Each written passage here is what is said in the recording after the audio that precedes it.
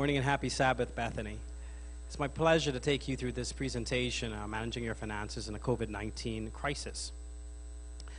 The global impact of COVID-19 will reach far beyond the medical concerns that we have had over the last couple of months. Businesses have been forced to close in our country and around the world.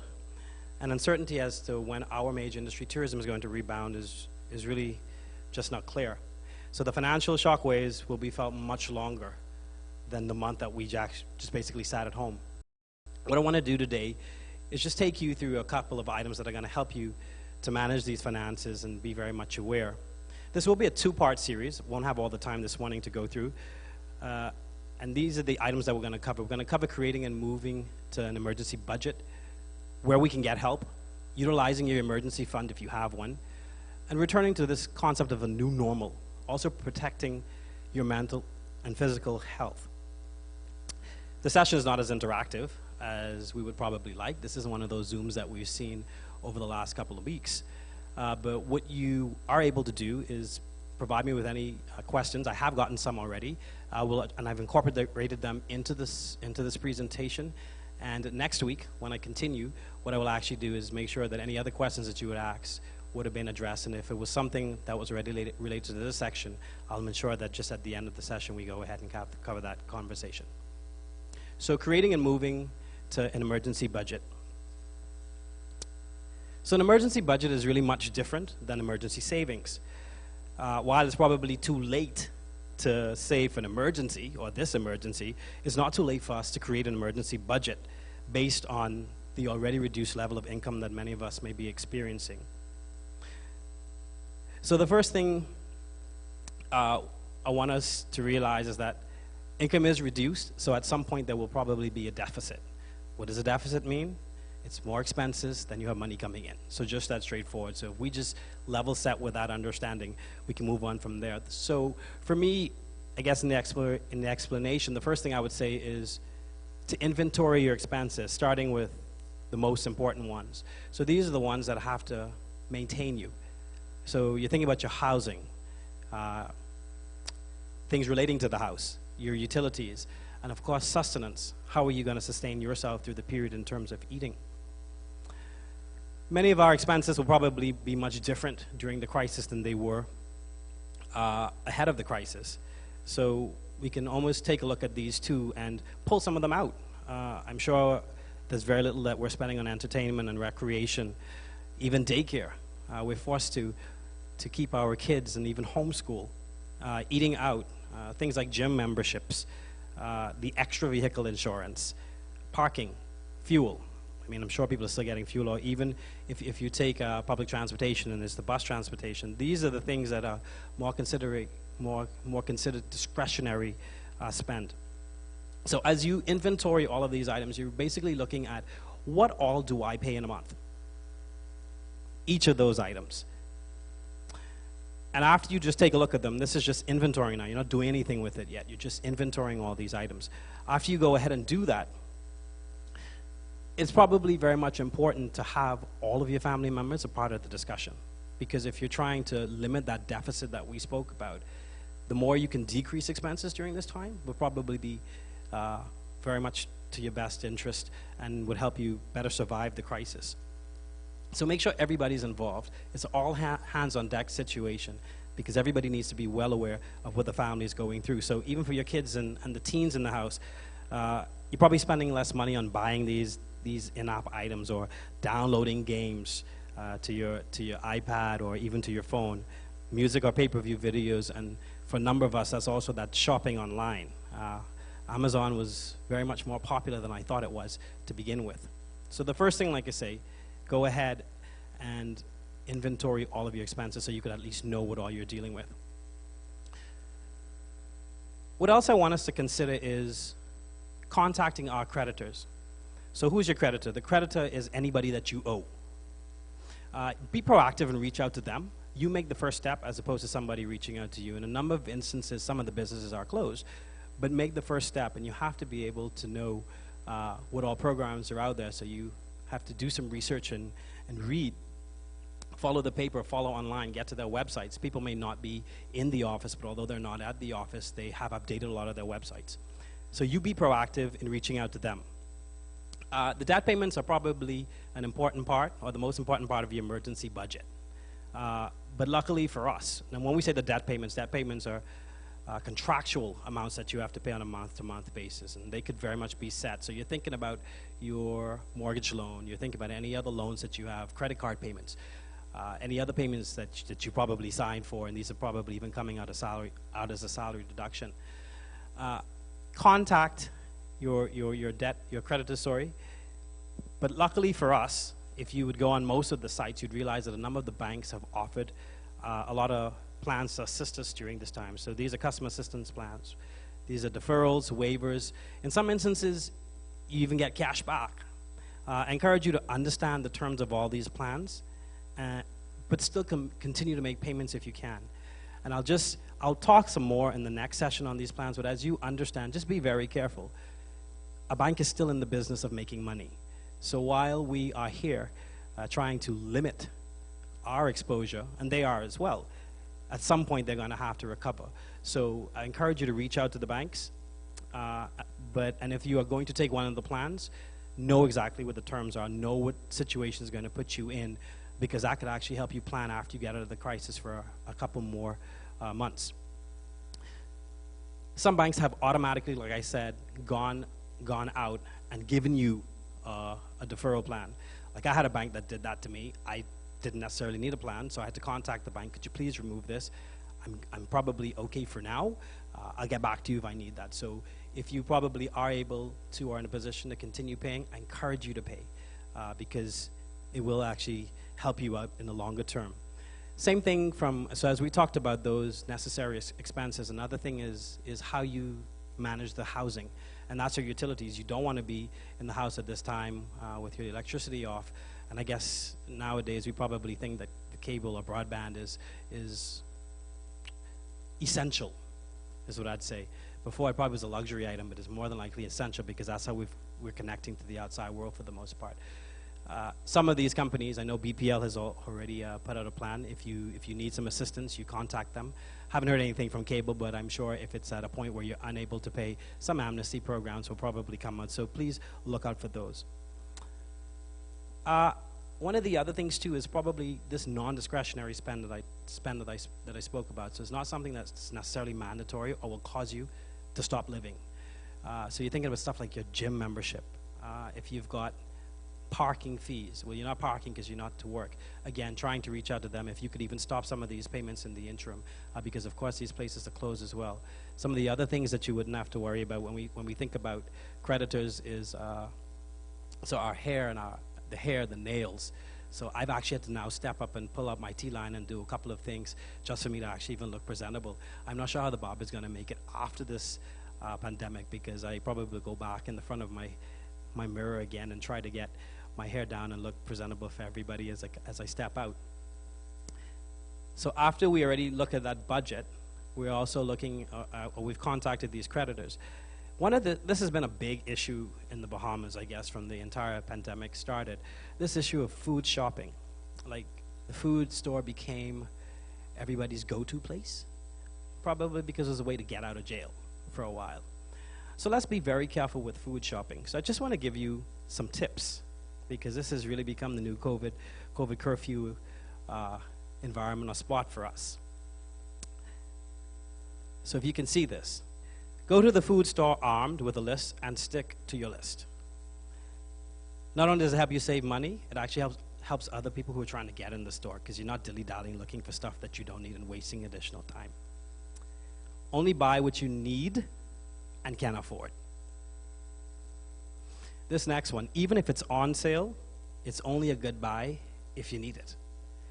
So be careful from getting everything and just stocking them up in the house. Organize your food storage cupboards and know what you have. Like, I was guilty of this. I went to the store and bought a couple of things that I didn't need, so I figured I was going to be home for a while. And that goes to another point here that's saying learn how to cook or bake. So I went into the food store and I bought some vanilla. Vanilla is not cheap, but I promise you, I didn't realize that I actually had 2 unexpired bottles of vanilla in my cabinet. That was some good money that I could have saved. So please, even if it's on sale, only buy it if you need it. But look in those cabinets to make sure that you know what you have, and that actually helps you go back to preparing your list. Don't automatically overlook no-name or store brands. We don't have a lot of store brands, but like I realized in Solomon says something called Essential. Like, you could buy Essential instead of Libby's or Del Monte. For the most part, they're just packaged differently. All of them come almost from, well, not from the same factory, but they come from the same region, and probably region sometimes, and from the same fields. So think about that as well as you try to save money. Plan your meals ahead of time so you could actually write your list, but also plan those meals so you could have leftovers for the next day. Everybody is home. We will continue cooking if we must, but you know, this could be the leftover environment. I've got a cousin who does not eat leftovers, and she's proclaiming on Facebook that this is the first time that she's ever eating leftovers. So it looks like this operating on a budget thing is really resonating with a lot of people. Try to go to the store once a week, as far as possible, as opposed to moving every day to the store. You remember that moving every day also causes you to burn gas, and I mean, while gas is cheaper or fuel is cheaper at this time, we still don't want to overdo it for the most part. Buy less canned and packaged convenience foods. This will actually cause it to be cheaper, but also your health. One of those things that I'm thinking about, a lot of people go to the food store, and as they're trying to make coleslaw, they buy this pre-packaged or pre-cut cabbage. Perfect time. You got additional time as it stands now, so you can cut your own cabbage. Buying a whole head of cabbage at the price per poundage is much cheaper than buying what's already cut. And actually, you know something, it has nothing else sprayed on it to make sure that it's presentable for a period of time. As I said, learn to bake or cook. I've been doing a lot of those things. And if you don't know, look, this is the perfect time to experiment. Hit up a family member, or you know how we like to go to Google or YouTube University. Let's do that as well. This is also not the time to stock up or hoard. I'm preaching to my mother now. We don't want to create a food security issue, but at the same time, we don't want a situation where in a couple of weeks or a couple of months you've got a number of expired items in your house, or in the house, in the refrigerator, or even your outhouse. I think this is a perfect opportunity for us to just stop here. Philippians 4:6-7 says to us, "Do not be anxious about anything, but in every situation by prayer and petition, with thanksgiving, present your requests to God. And the peace of God, which transcends all understanding, will guard your hearts and your minds in Christ Jesus." A lot is going on, but there's so much comfort right there in those 2 verses coming out of Philippians. So we talked about how to set up that emergency budget. I wanted to bring forward this next quick session right here in terms of where can you get more help. Losing any part of your income is frightening. Losing half or almost all can simply be terrifying, if you ask me. But however, turn that worry into action. Like I said before, research what you qualify for and submit your applications promptly if you actually are eligible. Processing times at this point may be a little longer, and not simply because a lot of people are probably in the same boat. So exercise a bit of patience there as well. But when it comes to surviving in a financial crisis, there is really no shame in asking for help, leaning on those you trust, and even helping others where you can. The COVID-19 pandemic is much bigger than anything the world has probably dealt with in a very, very long time. We're in this together. Individuals, families, communities, businesses, whether they're big or small, and all levels of the healthcare system and our government. Everybody's in this one fight. So sticking together helps us, but it also helps when we can reach out to overcome the issues that we have successfully. Just a couple of places here to help you. So by now you may already know, well, NIB does have the emergency, or I guess the unemployment benefit. There are a number of requirements. You can go online to get information for that, to ensure that as you drop off that application, if it's probably already not in, as you drop that application off, all of the information is there. There was some feedback from NIB that a number of people submitted applications but the information was incomplete, so it causes you some turnaround. Social services is also there to help. Their help right now is probably more with food assistance. They are looking to expand to probably rental assistance for people who actually have landlords. And I guess this is a perfect time to go back, even as landlords and as Christians. The Prime Minister called out this week, he asks us to have a heart, to have compassion, and to demonstrate that we actually have a soul.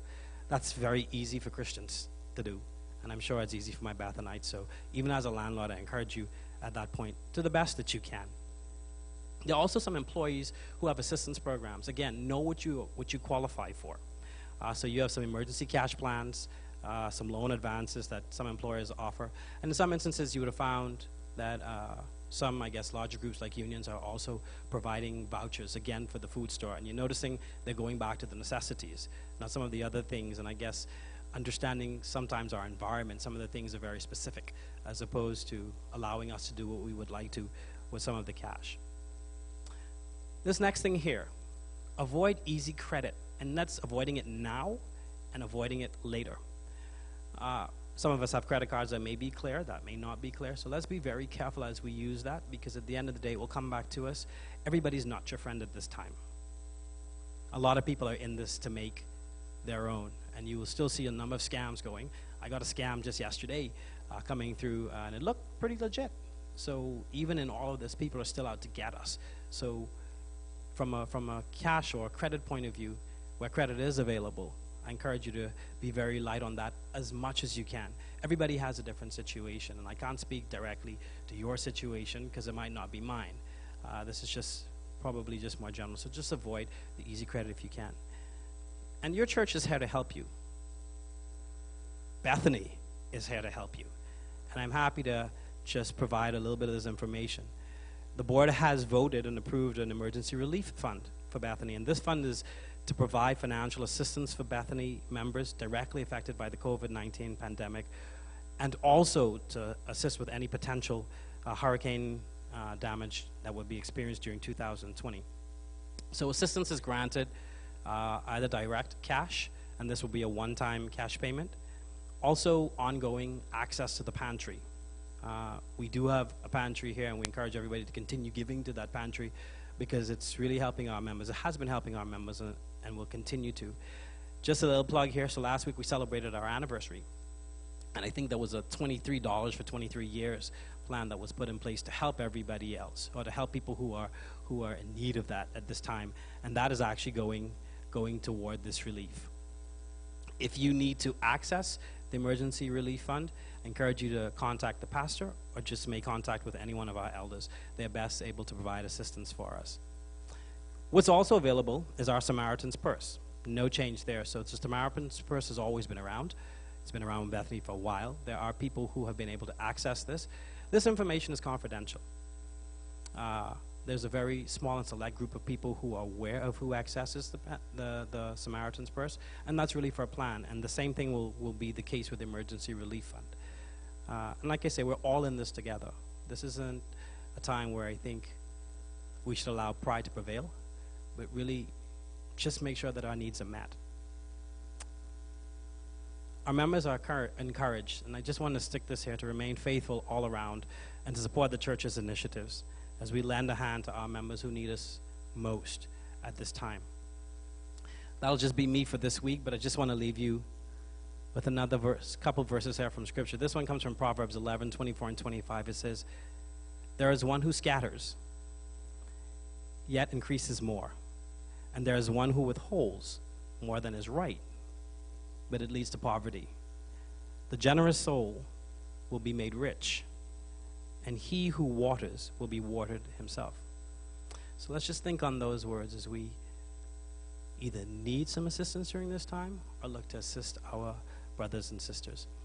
That's it for this week. I encourage you to send your questions. You can send them directly to me, antoin.bowe@gmail.com. That's ANTOIN.bowe@gmail.com. I'm social, so you can find me on Facebook.